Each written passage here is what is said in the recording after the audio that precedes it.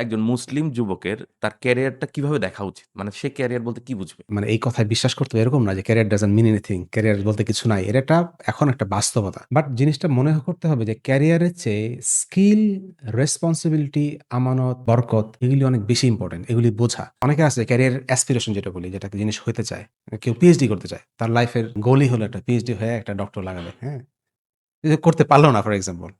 যে ক্যারিয়ার ওখানে যেতে পারল না। সে কিন্তু খুব হাইলি ডিস্যাটিসফাইড হবে। ডিপ্রেশনে মারাও যেতে পারে। বাট সে যদি তার নিজের পটেনশিয়াল এর আমানত, রিস্ক, তাকদির এই জিনিসগুলা ক্লিয়ার থাকে, সে সহজে মেনে নিবে আরকি। তো মুসলিম যুবকদের ক্যারিয়ারের জন্য আমার কাছে মনে হয় তার জন্য রেসপনসিবিলিটি, স্কিল এগুলি বেশি জরুরি। হ্যাঁ? সে আসলে কিসে স্কিলড, কিসে মাহির এবং সে রেসপন্সিবলি করতে পারে কিনা।